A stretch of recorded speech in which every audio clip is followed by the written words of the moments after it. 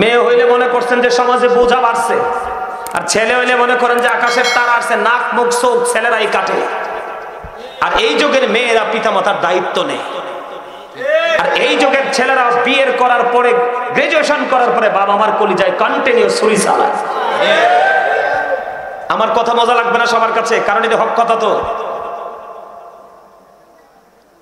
কথা আমার বুঝতে পারেন আপনারা? আরো জোরে বলেন, আরো জোরে।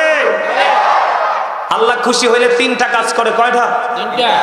আল্লাহ তুমি খুশি হইলে কি করো? কোন বাবা মার কোল জোরে পাঠিয়ে দেই কন্যা সন্তান। দেখছেন না আপনার এলাকার লোক সুবহানাল্লাহ কইছি নি?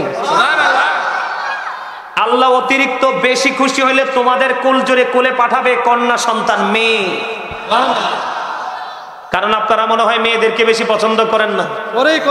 আজকে থেকে যদি পৃথিবীতে কন্যা সন্তান, আজকে থেকে যদি পৃথিবীতে আল্লাহ কন্যা সন্তান পাঠানো বন্ধ করে দেয়, পৃথিবী এই প্রজন্মেই থেমে যাবে। তুমি যত গেটা বলা পুরুষে হও, তোমার 2 আনার দাম। মেয়েদেরকে 3 রাস্তার মোড়ে দাঁড়ায় ইফটিজিং করো, লজ্জা থাকা উচিত। কথা বলে না কেন? না ভুল বলছি? ছেলেরা করে না, দাদাভাই করে না? 3 রাস্তার মোড়ে, রাস্তার পাড়ে করে কি করে না? কারা করে? ছেলেরা করে না? অসংখ্য ভালোর মধ্যে দুষ্ট আছে না? আছে তো। আল্লাহ গো তুমি খুশি হইলে কি করো? কয় পৃথিবীতে বৃষ্টি দেই।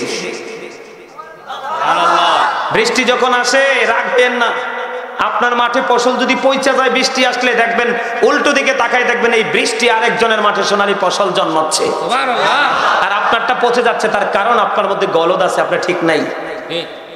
কথা বলেন না কেন? আরেকটা কি খুশি হলে কি করে? আল্লাহ খুশি হলে কারো বাড়িতে মেহমান পাঠায়। জোরে কোন সুবহানাল্লাহ, আরো জোরে।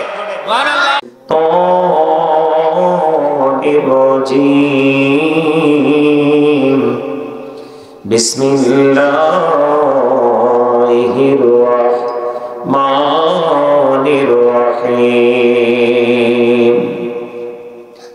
ইয়া আইয়ুহাল্লাযীনা আমানু qu anfusakum wa ahlikum nara। সাদাকাল্লাহুল মাওলানাল আযীম ওয়া সাদাকা রাসূলুহুন নাবিয়্যুল হাবিবুল কারীম। ইন্নাল্লাহা ওয়া মালাইকাতাহু ইউসাল্লুনা আলান নবী। ইয়া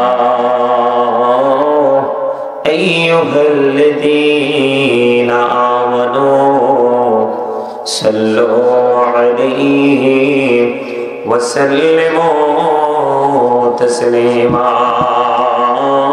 আল্লাহুম্মা সাল্লি আলা সাইয়্যিদিনা মাওলানা মুহাম্মদ ওয়া আলা আলি সাইয়্যিদিনা মাওলানা মুহাম্মদ। আল্লাহুম্মা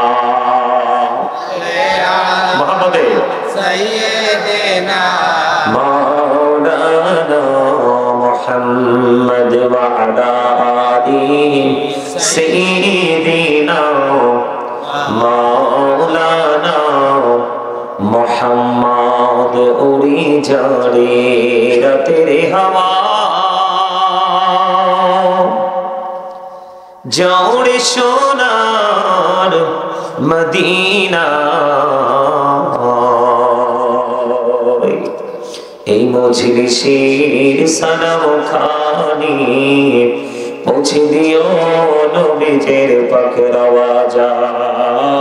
আল্লাহুম্মা সাল্লি আলা সাইয়্যিদিনা মাওলানা মুহাম্মদ ওয়া আলা আলি সাইয়্যিদিনা মাওলানা মুহাম্মদ। মোরা সবাই গুনাহগার গো, এসেছি আপনার দরবারে, যার সিলাই সৃষ্টি করছেন মাফ করেন তার খাতিরে। আল্লাহুম্মা মুহাম্মাদ আলা সাইয়্যিদিনা মাওলানা মুহাম্মদ ওয়া আলা আলি সাইয়্যিদিনা মাওলানা মুহাম্মদ আপনা আপন করলে মন। কেউ তো তোমার আপন না, যিনি তোমার আপন হবে আছেন সোনার মদিনা। আল্লাহুম্মা سيدنا مولانا محمد وعلى آله سيدنا مولانا محمد মাটির নিচে বাড়ি মোদের, ওই মাটির নিচে মোদের ঘর। এই দুনিয়ার আপন যারা সবাই হবে মোদের পর। আল্লাহুম্মা আলা সাইয়্যিদিনা মাওলানা মুহাম্মদ ওয়া আলা আলি সাইয়্যিদিনা মাওলানা মুহাম্মদ। লা ইলাহা ইল্লাল্লাহ লা ইলাহা ইল্লাল্লাহ লা ইলাহা ইল্লাল্লাহ লা ইলাহা ইল্লাল্লাহ। রে কত সুন্দরী মদিনা, কেমনে যাব জানি না। রে দয়া করো দয়াল আল্লাহ, দয়া করো দয়াল আল্লাহ, নসিব করো মদিনা। লা ইলাহা ইল্লাল্লাহ লা ইলাহা ইল্লাল্লাহ লা ইলাহা ইল্লাল্লাহ। রে নামাজ রোজা ছাইরো না, মা বাবাকে ভুইলো না। রে নামাজ রোজা ছাইরো না, মা বাবাকে ভুইলো না। রে জান্নাত বাসী হইতে চাইলে, জান্নাত বাসী হইতে চাইলে প্রাণ বড়ি কর সাধনা। লা ইলাহা ইল্লাল্লাহ লা ইলাহা ইল্লাল্লাহ লা ইলাহা ইল্লাল্লাহ। তুমি কাহুরি বানাইলা সফিউল্লাহ, তুমি কাহুরি বানাইলা নজিউল্লাহ। মৌলবীকে বানাইলা তুমি, মৌলবীকে বানাইলা তুমি নূর মুহাম্মদ সাল্লাল্লাহ। লা ইলাহা ইল্লাল্লাহ লা ইলাহা ইল্লাল্লাহ লা ইলাহা ইল্লাল্লাহ মুহাম্মাদুর রাসূলুল্লাহ সাল্লাল্লাহু আলাইহি ওয়াসাল্লাম।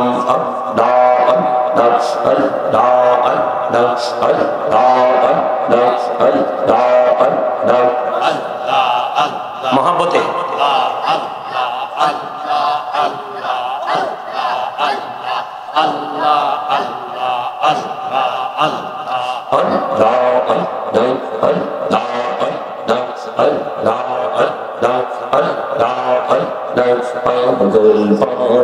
মনটা শুধু খুঁজে দিবানিশি, কেমন করে বলবো গো দয়াল, কেমন করে সময় বলবো গো দয়াল তোমায় ভালোবাসি।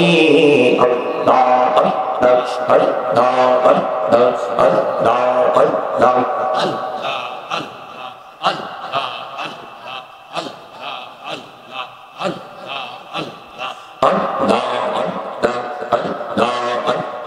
নিঝুমরাতে একলা যখন ভাবি তোমায় নিয়ে, হৃদয়টাকে শীতল করি চোখের জল দিয়ে। আল্লাহ আল্লাহ আল্লাহ আল্লাহ আল্লাহ আল্লাহ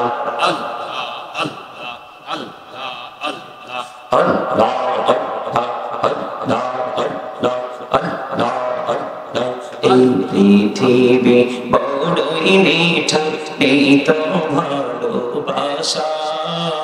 আওয়ালা খেরে পাবো গো তোমায়, আওয়ালা খেরে পাবো গো তোমায়, এই তো মনে আশা। আল্লাহ আল্লাহ আল্লাহ লা ইলাহা ইল্লাল্লাহ মুহাম্মাদুর রাসূলুল্লাহ সাল্লাল্লাহু আলাইহি ওয়াসাল্লাম। উপস্থিত সম্মানিত উলামায়ে কেরাম, আমন্ত্রিত অতিথিবৃন্দ, দাড়ি পাকা আমার মুরব্বী বাবারা, যুবক ভাইয়েরা, পর্দার অন্তরালে রয়েছেন আমার মা বোনেরা, বিশেষ করে আজকে ডোমরা নাজিরিয়া হাফিজিয়া মাদ্রাসা জামে মসজিদের উদ্যোগে বার্ষিক তাফসীরুল কোরআন মাহফিলের আয়োজন করা হয়েছে। যারা টাকা দিয়ে, পয়সা দিয়ে, অর্থ দিয়ে, বুদ্ধি দিয়ে, শ্রম দিয়ে, সার্বিক সহযোগিতার মাধ্যমে আজকের নুরানি ইমানি ইরফানি জলসা সাজিয়েছেন, সকলের প্রতি আমার আন্তরিক সালাম। আসসালামু আলাইকুম ওয়া রাহমাতুল্লাহি ওয়া বারাকাতুহু। আপনারা কি অসুস্থ? সুস্থতা কোনটাকে বলে আর অসুস্থতা কোনটাকে বলে, ওটা কি আপনারা আইডেন্টিফাই করতে পারেন, চিহ্নিত করতে পারেন? পারেন না তো। সুস্থতা কোনটাকে বলে প্রশ্ন করার যদিও আমার কোনো ইখতিয়ার নাই আপনাদেরকে, কারণ আপনারা আম পাবলিক, সাধারণ মানুষ। আপনি কি মনে করছেন আপনার শরীরটা সুস্থ থাকলেই তাকে সুস্থ বলা হয়? মানুষের আসল সত্তা কি বলতে পারেন না, পারবেন কোত্থেকে? চর্চা নাই তো। চর্চা এবং কম্পিটিশন দুটো হচ্ছে পৃথিবী নিয়ে। কি নিয়ে? কিন্তু এই পৃথিবী নিয়ে চর্চা যারা করে আল্লাহ রাসূলকে ভুলে, তারা তো ধোকার মধ্যে পড়ে আছে। সূরা আলে ইমরান 185 নম্বর আয়াতের শেষ অংশে আল্লাহ বলে দিয়েছেন, অমাল হায়াতুদ দুনিয়া ইল্লা মাতাউল গুরুর। যাবেনটা কোথায়? এই, এটা জান্নাতের বাগান, এটা কোনো শুটিং স্পট নয় যে আপনি আসবেন এবং বসবেন, হুট করে চলে যাবেন। আমি যতক্ষণ আপনাদের সামনে আলোচনা করব, আপনারা মনে করবেন আমি আপনাদের টিচার আর আপনারা আমার স্টুডেন্ট। এটা যদি মনে করতে পারেন তাহলে আপনি জিরো থেকে হিরো হতে পারবেন। আর আপনি যদি মনে করেন I am very successful person, I am the great person, আপনি যদি ওটা মনে করেন, আপনার থিঙ্কিং যদি এমন হয়, তাহলে আপনি এখানে বসে কিচ্ছু নিতে পারবেন না। এটা মনে করা মানে প্রাউড ফিল করা, অহংকার করা। কি করা? অহংকার করা। অহংকার তো সৃষ্টির সাজে না, সাজে একমাত্র আল্লাহ। কারণ যিনি there is no god but Allah, লা ইলাহা ইল্লাল্লাহু আল্লাহু আহাদ, আল্লাহ ইজ ওয়ান, যিনি এক, আল্লাহর সাথে কোনো শরীক, তিনি লা শারীক। আপনারা যদি এখানে আলোচনা শুনতে হয়, ডিসিপ্লিন বজায় রেখে শুনতে হবে। আপনারা অন্য মনস্ক হবেন, আপনারা আড্ডা দিবেন, কথা বলবেন, আর এদিক দিয়ে আমি কথা বলবো, আলোচনা করব, এটা এখানে চলবে না। এটা জান্নাতের বাগান। ব্যক্তিগতভাবে আপনার কাছে আমাকে ভালো নাও লাগতে পারে, কিন্তু কথাগুলো আমার নয়, কথাগুলো আল্লাহ এবং আল্লাহ রাসূলের। ঠিক কিনা বলেন? আপনি কি মনে করছেন মসজিদে যদি নামাজ পড়তে আসলেই সে নামাজি, মাহফিলে আসলেই আপনি সাকসেস? No, impossible. আপনার মধ্যে যেই জিনিসটা থাকার দরকার সেটা নিয়ে যদি আপনি এখানে থাকতে পারেন, তাহলে আপনি সফল হতে পারবেন।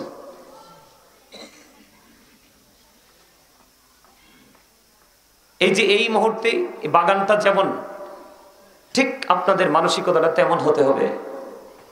এই বেয়াদব কোথাকার, জিকির করার সময় দুরূদ পড়ার সময় তোমরা কথা বলছো, এখন আবার কথা বলো।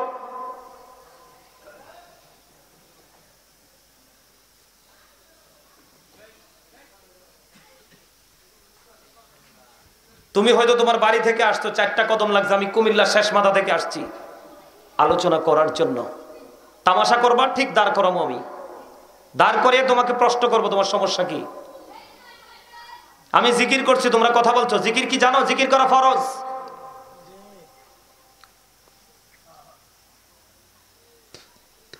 সারাটা বছর, সারা মাস, সকাল থেকে বিকাল, শুরু থেকে শেষ পর্যন্ত তামাশা করতে করতে আজকে মসজিদ পর্যন্ত তোমরা তামাশার জিনিস বানিয়ে ফেলছো। আজকের জুমার দিনও দেখেছি 2 রাকাত পরে সালাম ফেরানোর পরে মুনাজাতও নাই, বের হয়ে গেছে মসজিদ থেকে। এই নামাজ দিয়ে আপনি কি করবেন? এই নামাজ পড়ে আপনি কি করবেন? নামাজ দিয়ে, নামাজকে নামাজের মতো পড়তে হবে।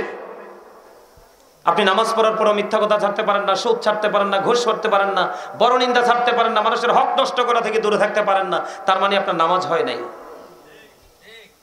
সূরা আনকাবুতে আল্লাহ কি বলেছেন? ইন্নাস সালাতা তানহা আনিল ফাহশাই ওয়াল মুনকার। নামাজ মানুষকে খারাপ কাজ থেকে বাঁচিয়ে রাখে। আপনি নামাজ পড়ার পরও খারাপ চিন্তা, খারাপ কাজ ছাড়তে পারেন না, আপনি কিসের নামাজি? মানসিকতাটাকে আপনি সফট করতে পারেন নাই, আপনি কি নামাজ পড়েন? আমার কন্ডিশন মেনে যদি বসতে পারেন বসবেন, কারণ ওই চিরস্থায়ী জান্নাতীদের সংখ্যা একেবারে কম হবে। কি হবে? এই মাহফিলে প্রকৃত মুসল্লির সংখ্যাও কম হবে, মসজিদে প্রকৃত মুসল্লির সংখ্যা কম হবে। এটা দেখে আমাদের মন খারাপ হয় না, এটা দেখে আমাদের মন খারাপ হয় না।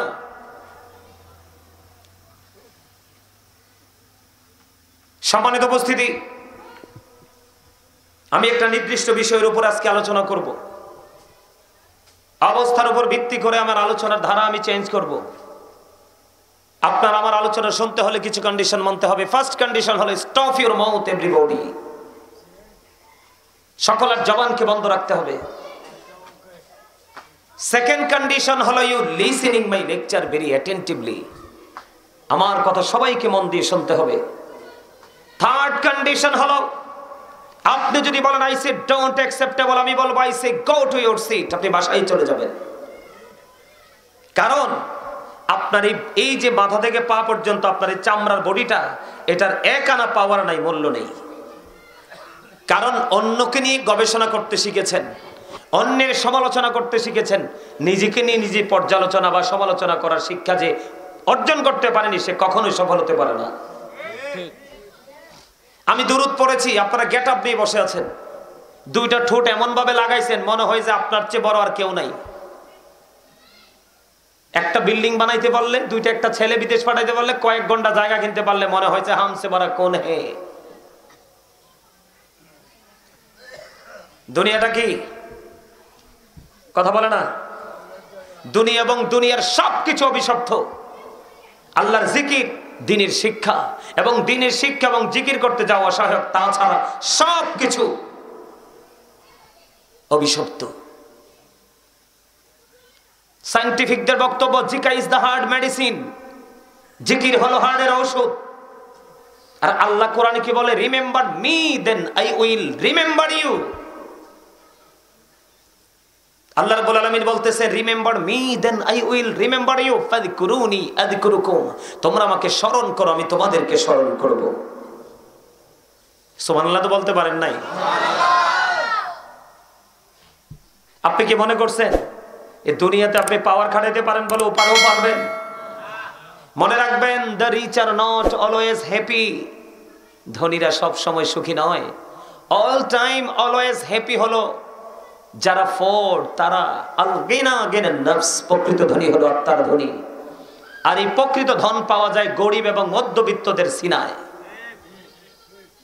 যুগে যুগে যত নবী রাসূল পৃথিবীতে এসেছে, নবী রাসূলদের প্রতি ঈমান বিশ্বাস সর্বপ্রথম স্থাপন করেছে গরিবরা, এবং জান্নাতেও যাবে সবার আগে গরিবরা।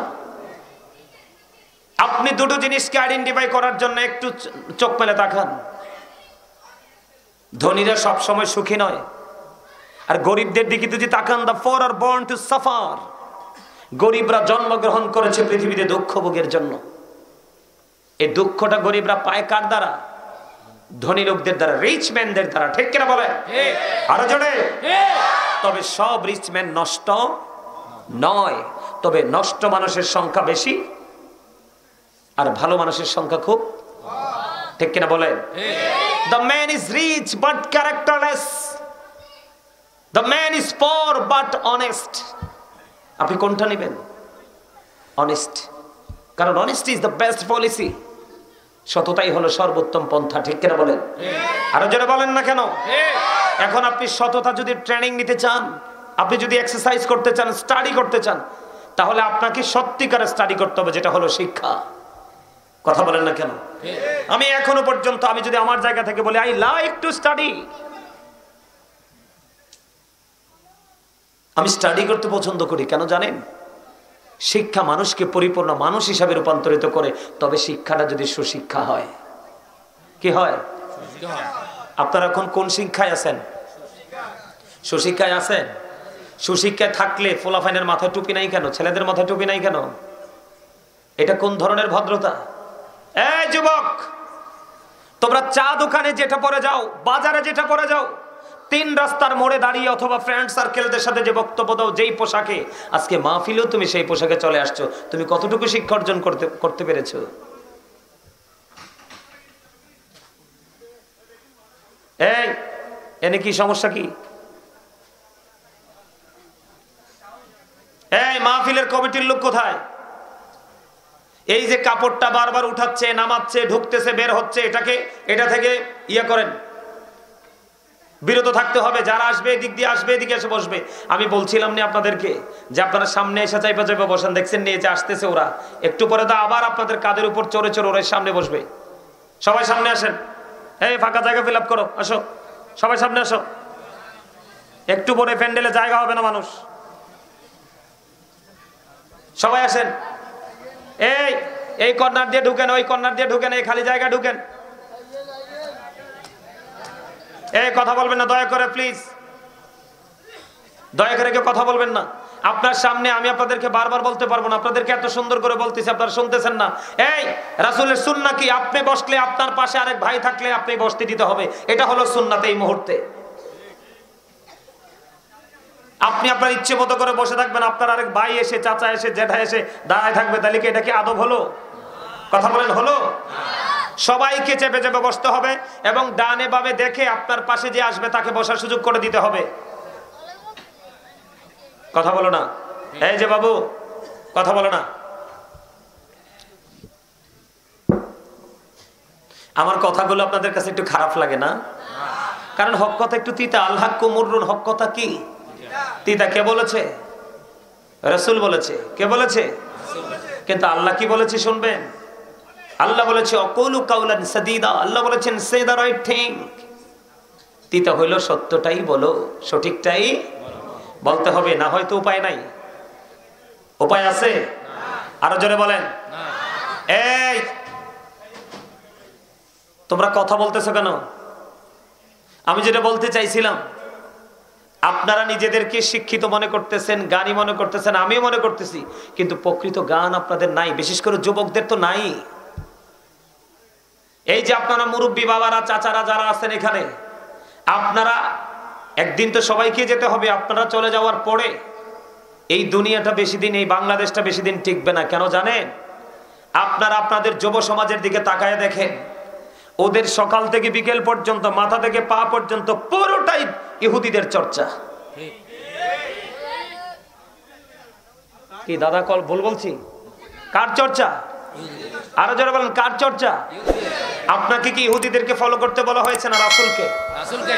রাসূলকে। এটা কি আপনারা বিশ্বাস করেন? করেন? কে কে করেন? দুই হাত তুলে দেখান তো। সবাই বিশ্বাস করেন? যে হাত উঠাবে না তার ইমানে সমস্যা আছে। কি আছে? যদি অসুস্থ থাকে তাহলে হাত তোলার দরকার নেই, অসুস্থ না হলে স্ট্রংলি হাত তোলেন। হাঁটু ভাঙ্গা দয়ের মতো করে রাখছেন, আমারটার মতো সোজা করেন। আপনারা কি সবাই বিশ্বাস করেন যে রাসূলকে প্রয়োজন? হাত নামান।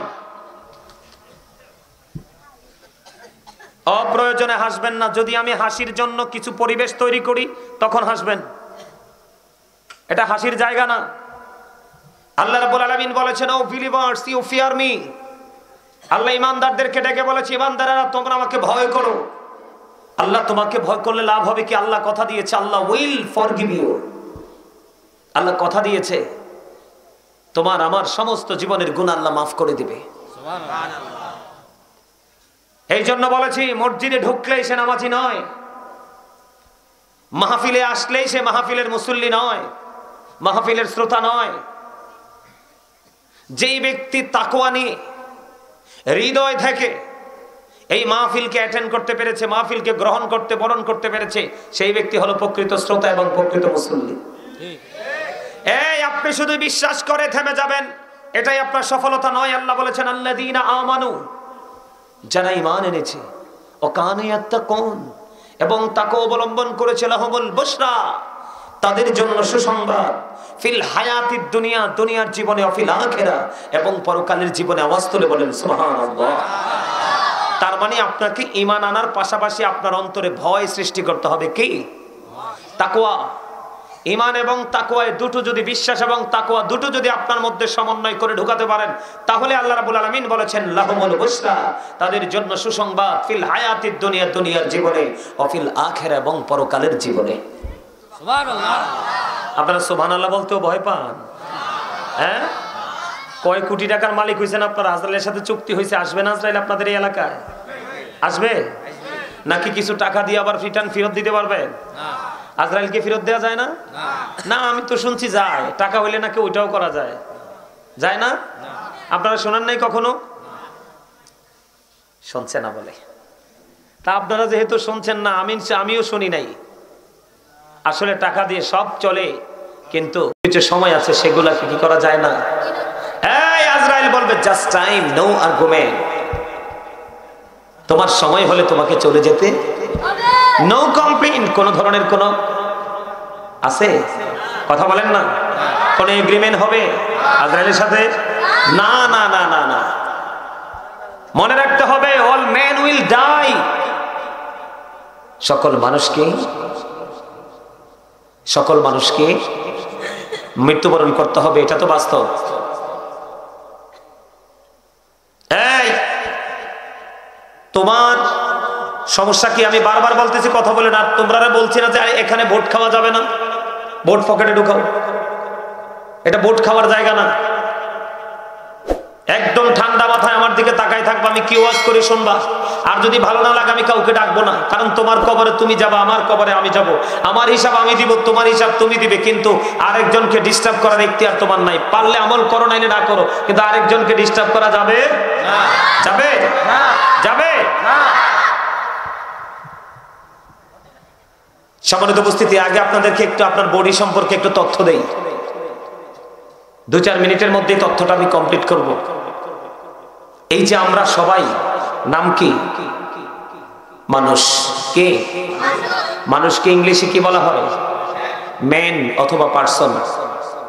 আর আরবিতে কি বলা হয়? ইনসান অথবা নাস। আল্লাহ কখনো বলেছেন ইয়া আইয়ুহাল ইনসান, কখনো বলেছেন ইয়া আইয়ুহান নাস। এটা হলো কোনটা? মাথা থেকে পা পর্যন্ত এই বডিটা। কোনটা? মাথা থেকে পা পর্যন্ত। এই খেয়াল করেন, মাথা থেকে পা পর্যন্ত এই বডিটা, এটার নাম কি? মানুষ। বাংলা ভাষায় বললাম কি? এই মানুষটাকে, যে মানুষটা পরিচালনা করে, যেই মানুষটার কারণে এই মানুষটা জিন্দা আছে, ওই মানুষটাকে কি চিনেন আপনারা? চিনেন না। ভিতরে আরেকটা মানুষ আছে। এই যে মাথা থেকে পা পর্যন্ত এই মানুষটা, এই মানুষটার ভিতরে আরেকটা মানুষ আছে, যেটাকে আল্লাহর কোরআনের ভাষায় বলা হয় রূহ। ইংলিশে এটাকে বলা হয় সোল, বাংলাতে এটাকে বলা হয় আত্মা। আল্লাহ বলেছেন, say the soul is the order of my Lord. আল্লাহ বলেছেন, ক্বালির রূহু মিন আমরি রাব্বি।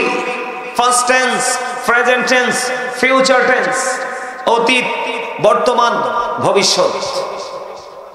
আমরা এখন আছি কোথায়? বর্তমানে। কোথায়? কথা বলে না কেন? আমরা এখন প্রেজেন্ট টেন্সে আছি। কোন টেন্স? আমরা এরপরে যেটাতে যাব স্টেজটা কি? ফিউচার, তার মানে ভবিষ্যৎ। কি কথা বুঝতে পারছেন? কয়টা ধাপ? কয়টা সময়, কয়টা স্টেজ? তিনটা। কয়টা? ওয়াজ শিখে নেন, এটা হচ্ছে ওয়াজ।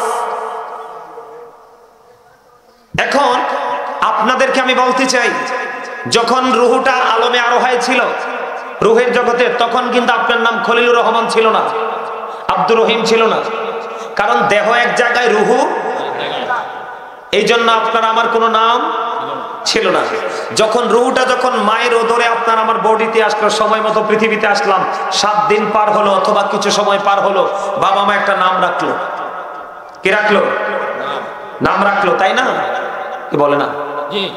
সেই নামেই কিন্তু আমরা আজ পর্যন্ত চলছি এবং যতদিন হায়াত আছে চলবো। কিন্তু একদিন কিন্তু জীবনটা থেমে যাবে। কোন দিন থেমে যাবে? যেই দিন রুহ ছিল দেহ থেকে আলাদা, সেদিন আপনি আমি ছিলাম না।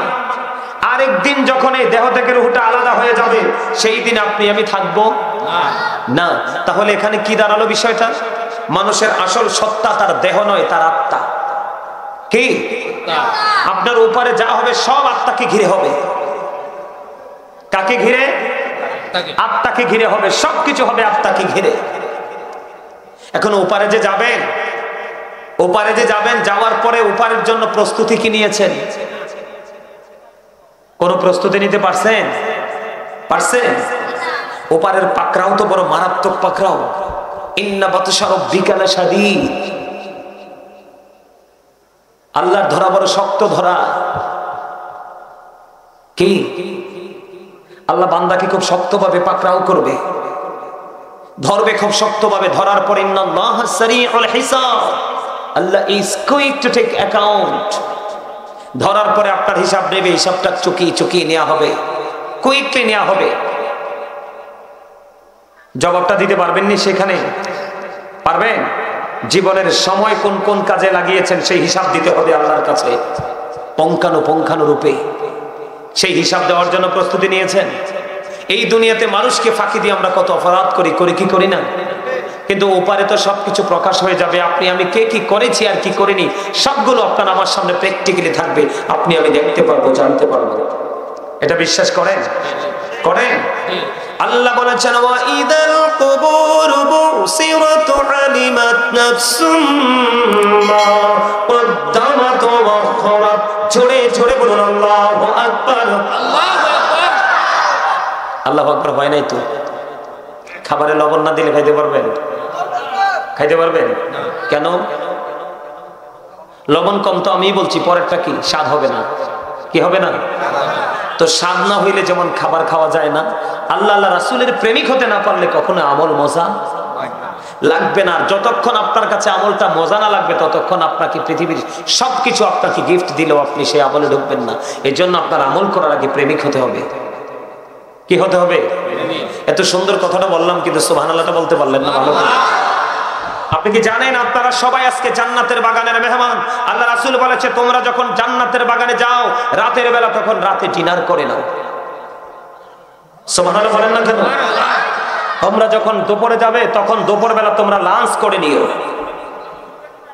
যখন সকালবেলা তুমি আসবে, তখন ব্রেকফাস্ট করে নিও। কি করে নিও? কথা বলে না কেন? এই কেন বলেছি জানেন?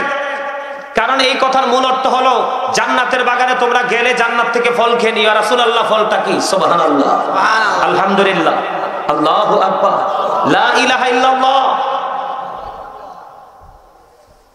আমি কয়বার বলতাম, আপনার কানে কি কিছু শোনেন নাই? কানে আপনার এখানকার মানুষ ঘাটতেরা মিয়া, কিছু লোক ঘাটতেরা, ওই যে দেখেন গ্যাফে বসে আছে, তারপরও ফ্যান্ডেল ফিল আপ করেন। আমি কি বারবার কি এদেরকে বলবো নাকি আসার জন্য?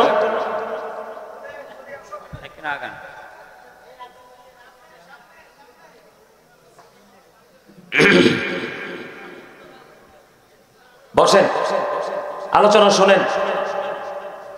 এই চেয়ারটা খালি কি লেগে?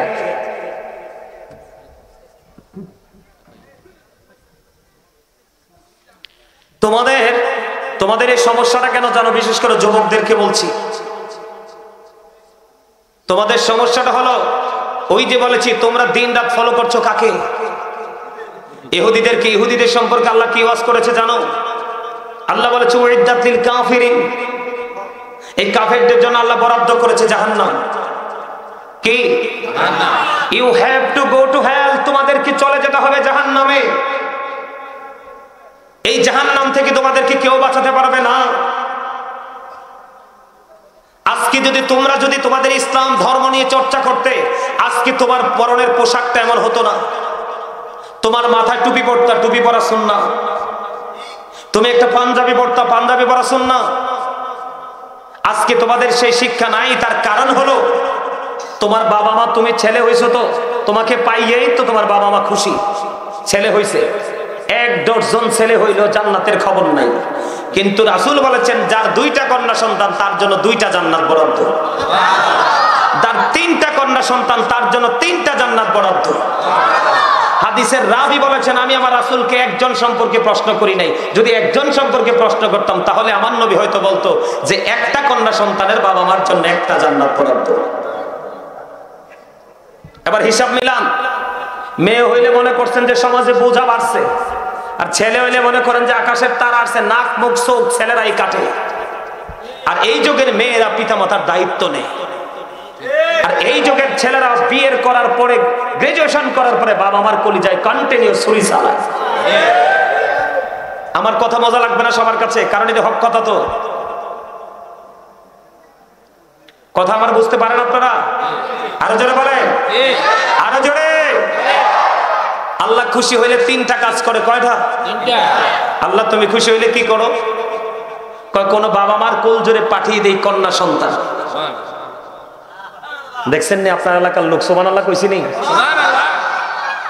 আল্লাহ অতিরিক্ত বেশি খুশি হইলে তোমাদের কোল জোরে কোলে পাঠাবে কন্যা সন্তান, মেয়ে।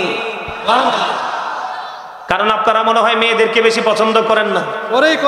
আজকে থেকে যদি পৃথিবীতে কন্যা সন্তান, আজকে থেকে যদি পৃথিবীতে আল্লাহ কন্যা সন্তান পাঠানো বন্ধ করে দেয়, পৃথিবী এই প্রজন্মেই থেমে যাবে। তুমি যত গেটা বলা পুরুষে হও, তোমার 2 আনার দাম। মেয়েদেরকে 3 রাস্তার মোড়ে দাঁড়ায় ইফটিজিং করো, লজ্জা থাকা উচিত। কথা বলে না কেন? না ভুল বলছি? ছেলেরা করে না, দাদাভাই করে না? 3 রাস্তার মোড়ে, রাস্তার পাড়ে করে কি করে না? কারা করে? ছেলেরা করে না? অসংখ্য ভালোর মধ্যে দুষ্ট আছে না? আছে তো। আল্লাহ গো তুমি খুশি হইলে কি করো? কয় পৃথিবীতে বৃষ্টি দেই। বৃষ্টি যখন আসে রাখবেন না। আপনার মাঠে ফসল যদি পচে যায়, বৃষ্টি আসলে দেখবেন উল্টো দিকে তাকায় দেখবেন এই বৃষ্টি আরেকজনের মাঠে সোনালী ফসল জন্মাচ্ছে। আর আপনারটা পচে যাচ্ছে, তার কারণ আপনার মধ্যে গলদ আছে, আপনার ঠিক নাই। কথা বলেন না কেন? আরেকটা কি খুশি হলে কি করে? আল্লাহ খুশি হলে কারো বাড়িতে মেহমান পাঠায়। জোরে কোন সুবহানাল্লাহ। আরো জোরে। বেঈমান কাফেরদের জন্য বরাদ্দ কি? জাহান্নাম। ওয়াজ কি বলে যান? জাহান্নাম কি? ওই যে আমি বলতাম দেহ এবং আত্মা, যেটা বলতে গিয়ে আবার ঘুরে গেছে আপনাদের অবস্থা দেখে। এখন আপনি কি বুঝলেন? দেহ আপনার আসল সত্তা কি দেহ নাকি তার আত্মা? আপনার আত্মা। তাহলে এখানে কি আত্মাটাকে রাখবেন না দেহটাকে? আত্মাটাকে দেহের মধ্যে এখানে স্থির রাখতে হবে, তাহলেই আজকের মাহফিল থেকে আপনি কিছু নিতে পারবেন। আর আপনাদেরকে বলি, আজকের ওয়াজ কিন্তু ওয়াজ থেকে সবাই শিক্ষা নেবে না। যারা সেন্স এবিলিটি সম্পূর্ণ পারসন, তার মানে বিবেকবান, বিবেকবানদের জন্য হলো এই আজকের জলসা, বিবেকহীনদের জন্য নয়। কারণ বিবেকহীনদের জন্য এখানে কিচ্ছু নাই, আর বিবেকবানদের জন্য নেয়ামতের অভাব নাই। কারণ বিবেক হলো আল্লাহর দেওয়া একটা নূর। এই নূরের আলোয় তার ফিউচার, তার ফ্যামিলির ফিউচার, তার এলাকার ফিউচার, এমনকি বাংলাদেশের ফিউচার পর্যন্ত ব্রাইটনেস হতে পারে। ঠিক কিনা বলে? এই জন্য বিবেক খাটিয়ে বসে। এই আমি যে ওনার সাথে একটা রাগ করে বলছি, আপনাদের এলাকার ছেলেরা ঘাটতেরা কেন বলেছি? আমি তোমাদেরকে 3বার বলেছি সামনে আসো, তোমরা আসো নাই। তোমরা তো জানো না, তোমরা সাধারণ মানুষ। আল্লাহ রাব্বুল আলামিন বলে দিয়েছে, join with my dear people, come to my paradise. আল্লাহ রাব্বুল আলামিন বলেছেন, join with my dear people, আমার প্রিয় লোকেদের সাথে যুক্ত হও। কাম টু মাই প্যারাডাইস, আমার জান্নাতে চলে আসো। ফাদখুলি ফি ইবাদি ওয়াদখুলি জান্নাতি। আল্লাহ বলেছেন, আমার প্রিয় লোক। আল্লাহ তোমার প্রিয় লোক কারা? হক্কানি আলেম এবং হক্কানি আল্লাহর ওলিদের।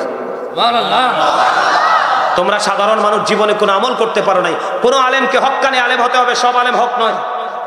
আল্লাহ আলেম দিয়ে জাহান্নাম উদ্বোধন করবে, আলেম দিয়ে জান্নাত উদ্বোধন করবে। 73টা দল হবে। কয়টা? মুসলমানের 73টা দল, 72টা জাহান্নামে, একটা দল মাত্র জান্নাতি। সেটার নাম হলো আহলুস সুন্নাহ ওয়াল জামাত ইজ দ্য বেস্ট পার্টি। এটা নবীজির কথা, আমার না। যেটা বলতে চেয়েছিলাম, যুবক আমার কথা শোনো, তোমরা মাথার চুল কাটার স্টাইল বেঈমানদের স্টাইল, দাড়ি রাখার স্টাইল বেঈমানদের স্টাইল। তোমরা যে জিন্স প্যান্ট পরো, জিন্স মানুষের পোশাক পরে লজ্জাস্থান ঢাকার জন্য, তোমাদের পোশাক পরার পরে তোমাদের লজ্জাস্থান ফাঁকা থাকে, এগুলো সব বেঈমান কাফেরদের সংস্কৃতির চর্চা।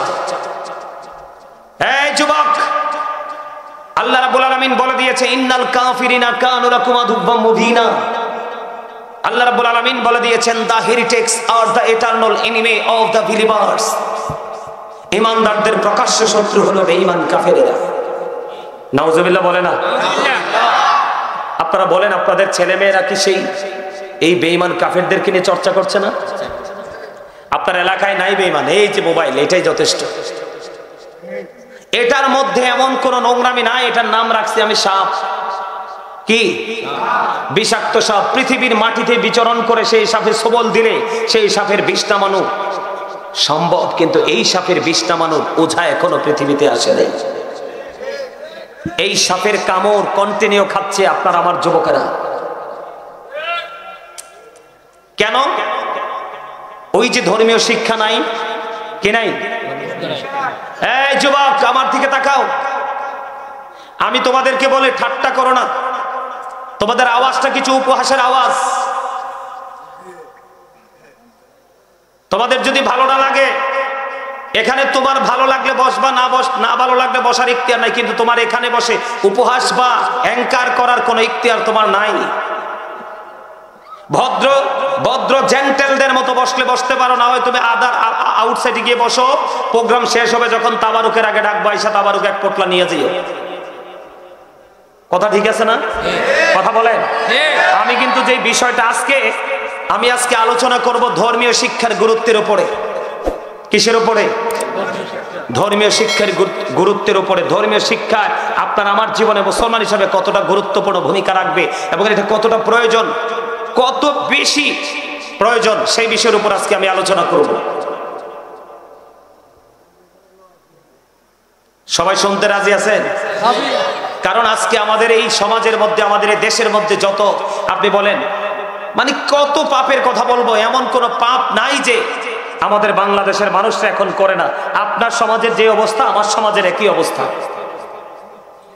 কোন সমাজ এমন না যে আপনারটা খারাপ আমারটা ভালো, আমারটা ভালো আপনারটা খারাপ, এরকম না। প্রত্যেকটা বাংলাদেশের সমাজ নষ্ট হয়ে গেছে। শুধু একটা মাত্র কারণ, আমি আপনাদেরকে কারণটা চিহ্নিত করে দিলাম। সেটা কি বড় কারণ? এটা কারণ এটার মধ্যে কিন্তু আপনি মুসলমানের কিছু পাবেন না। এই যুবক, আমি তোমাদেরকে বলে রাখি, তুমি সারা জীবন তোমার বয়স যতটুকু হয়েছে, তুমি এই বয়সের মধ্যে এতদিন তুমি অন্যায় অপরাধ করেছো, কিন্তু আজকে থেকে তুমি সিদ্ধান্ত নিবে যে আমি এতদিন যা করেছি, রং করেছি, এটা আমি নিজের উপর নিজে জুলুম করেছি, আমি কালকে থেকে আর এই পথে হাঁটবো না, আমি আমার রাস্তাটাকে আমি কি করব? পরিবর্তন করব। তুমি যদি তোমার এই রাস্তাটাকে পরিবর্তন করতে পারো, তাহলে তোমার জন্য একটা গুড নিউজ আছে। সেই গুড নিউজটা হলো আমার রাসূল বলেছে, আল হাসান ওয়াল হুসাইন সাইয়্যিদা শাবাবি আহলিল জান্নাহ।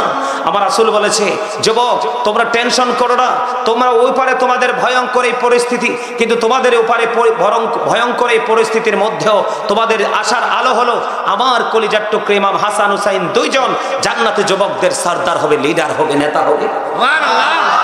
তাহলে যৌবনকালে আমল করলে লাভ না লস? আরো জোরে।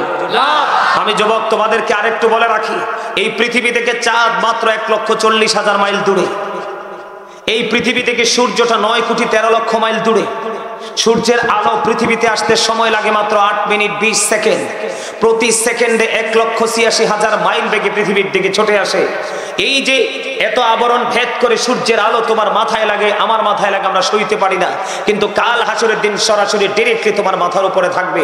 ওই দিন তোমার গাওটা ঘেমে যাবে, দুর্গন্ধময় হয়ে যাবে পরিবেশ, তুমি ঘামের মধ্যে ডুবে থাকবে।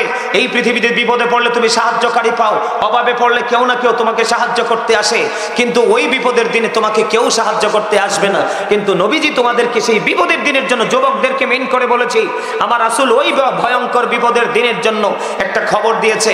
হাদিস শরীফের মধ্যে এসেছে, রাসূল বলেছে ওই ভয়ঙ্কর বিপদের দিনে আল্লাহর আরশ ছাড়া কিছু থাকবে না। কারণ আজকে আমাদের মাথার উপর আমরা আসমান দেখতে পাই। আল্লাহ কোরআন শরীফের 30 পারা সূরা ইনফিতরের প্রথমে বলেছে ইদাস সামাউ ফাতারাত ওয়া ইদাল কাওয়াকিবু তাথারাত ওয়া ইদাল বিহারু ফুজিরাত। আল্লাহ রাব্বুল আলামিন বলেছেন আকাশটা ভেঙে যাবে, তারকাগুলো ঝরে ঝরে পড়বে, সমুদ্র উদ্বেলিত হয়ে যাবে। ওয়া ইদাল কুবুরু বুসিরাত আলিবাত নাফসুম মা কদ্দামাত ওয়া আখরাত। আল্লাহ বলেছেন সেদিন কবরটা ওপেন হয়ে যাবে, আপনি আমি আমরা কে কি করেছি আর কি করিনি সব আপনি আমি দেখতে পারবো, জানতে পারবো। সেই ভয়ঙ্কর দিনে সেদিন তোমার আমার বন্ধু কেউ থাকবে না, একমাত্র আল্লাহ এবং আল্লাহর হাবিব ছাড়া। আমার রাসূল বলেছে তুমি তো যৌবনকালে দুষ্টামি করনি, ফাইজলামি করনি, দুনিয়ার কাজ দুনিয়ার মতো করেছো, আর যখন সুযোগ পেয়েছো আল্লাহর গোলামিতে নিজেকে নিয়োজিত রেখেছো। যুবক, সেই দিন আল্লাহর আরশের ছায়ার তলে আসমান থাকবে না, ভেঙে চলে যাবে। আল্লাহর আরশের ছায়ার নিচে 60টা শ্রেণীর মানুষকে জায়গা দেওয়া হবে। এর মধ্যে এক শ্রেণীর মানুষ থাকবে পৃথিবীর যুবক যারা যৌবনকালে আলেমদেরকে ভালোবেসে বেসে তাদের কথা শুনে শুনে তার লাইফ স্টাইলটাকে চেঞ্জ করে আলোর পথে হেঁটেছে। তাদের জন্য সেই ভয়ঙ্কর বিপদের দিনে আশ্রয়ের জায়গা। জোরে জোরে সুবহানাল্লাহ। যুবকদের জন্য নিয়ামতের খবর না? যুবকরা কি আমল করার দরকার আছে না? কারণ যৌবনকালে শয়তান বেশি যুবকদেরকে যুবতীদেরকে কাজে লাগায়। এই সময়টাতে একটা যুবক যদি নিজেকে কন্ট্রোল করতে পারে তার নিয়ামতের কোনো শেষ নাই, তার নিয়ামতের কোনো শেষ নাই। তোমরা যুবকরা, আমি তোমাদের উদ্দেশ্যে আজকে আলোচনা করব, কারণ আমার মুরব্বী যে বাবারা চাচারা এরার আলোচনা শোনার দরকার নেই। এদের আমলও ঠিক আছে, এদের ইমানও ঠিক আছে, হয়তো মাঝে মাঝে ত্রুটি হয়, কিন্তু তোমাদেরকে নিয়ে আমার যত ভয়, তোমাদেরকে নিয়ে আমার যত টেনশন। কারণ আমার বাড়ি কুমিল্লা হলে হবে কি তুমি আমি আমরা সবাই মুসলমান, তার মানে তুমি আমার আমি তোমার। এই যে ফিলিস্তিনের মুসলমানকে ইহুদিরা মারছে, আমরা কি সবাই কাঁদছি না? তাদের জন্য দোয়া করছি না? কেন খেদিছি? তার জাত আমার জাত এক জাত, তার নবী আমার নবী এক নবী। কথা বলে।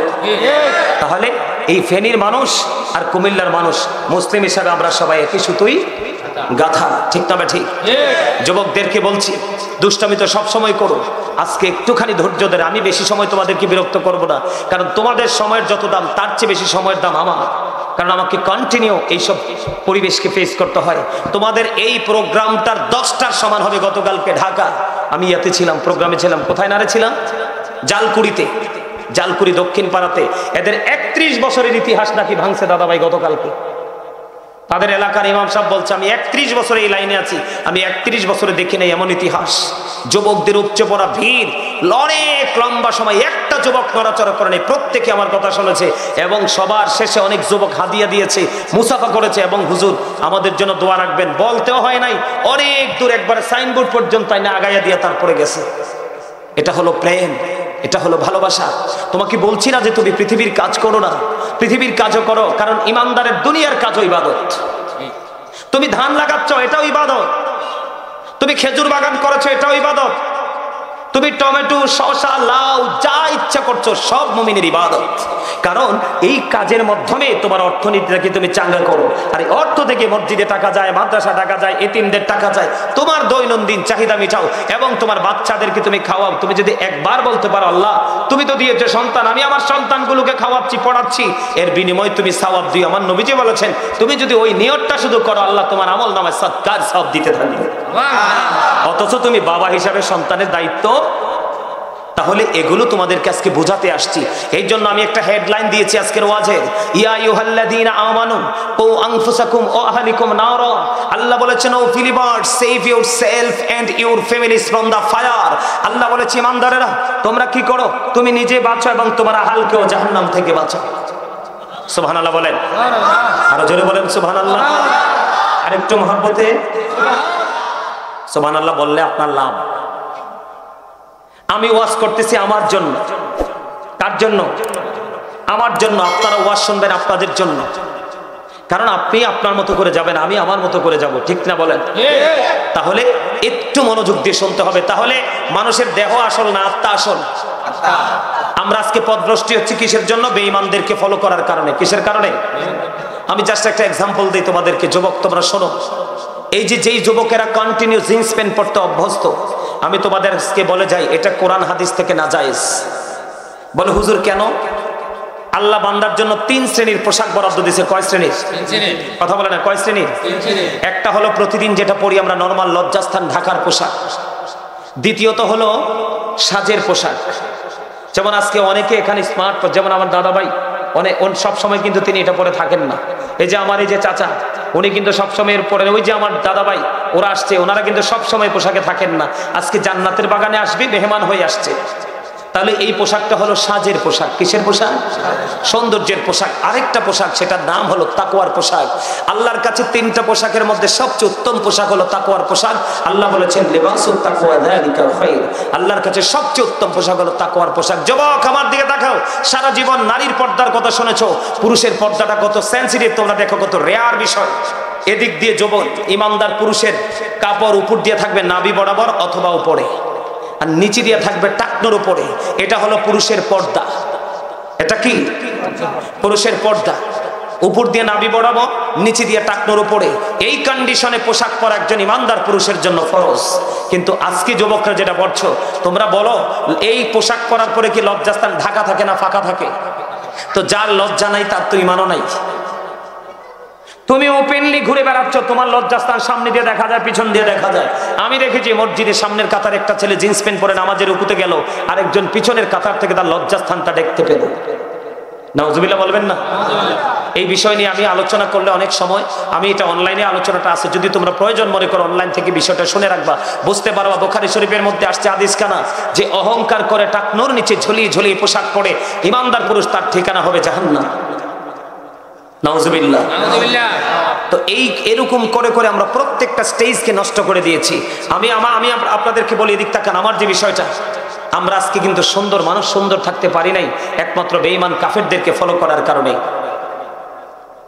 আল্লাহ রাব্বুল আলামিন সূরা ইনফিতরের মধ্যে বলে দিয়েছেন, বন্ধু ফি আইয়ি সূরাতিন মা শাআ রাক্কাব।